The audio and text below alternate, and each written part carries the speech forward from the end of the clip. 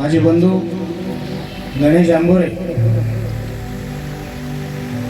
आणि आमचे मोठे दादा गजानन आंबोरे यांच्या माध्यमातून म्हणजे आई मरीमाता देवीच्या मंदिराच्या उद्घाटनाप्रसंगी हा कार्यक्रम आयोजित केलेला आहे। गावकरी मंडळी इथं एकोपा दिसून आलेला आहे आणि आम्हाला येतानाच कळलं की या गावामध्ये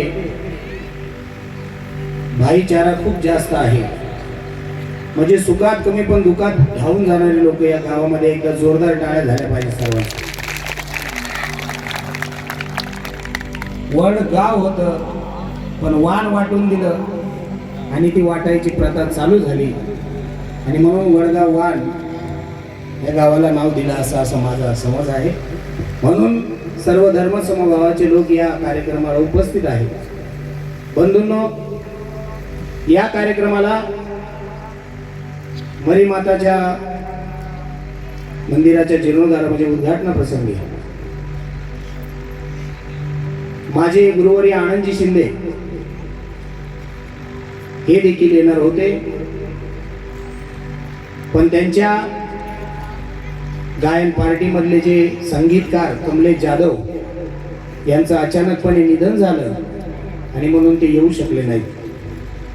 पण माझ्या भावाने माझ्या एका शब्दावरती म्हणजेच महाराष्ट्राचा लाडका गायक साजनजी बेंद्रे यांच्यासाठी एकदा जोरदार टाळ्या झाल्या पाहिजेत की त्यांनी मला एका शब्दामध्ये सांगितलं की देवीचा कार्यक्रम आहे, दोघं करूया।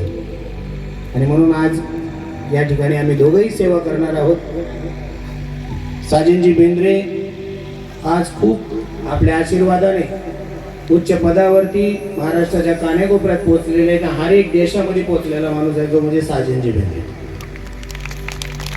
आणि आज जे गजानन आंबोरे गणेश आंबोरे यांनी हा सुंदर असा सोहळा या ठिकाणी आयोजित केलेला आहे।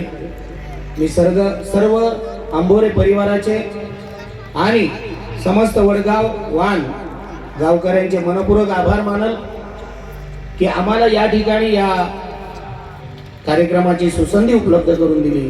त्याबद्दल मी आपले गौतम हराळ आणि पार्टी साजन बेंद्रे आणि पार्टी आपले मनपूर्वक आभार मानतो।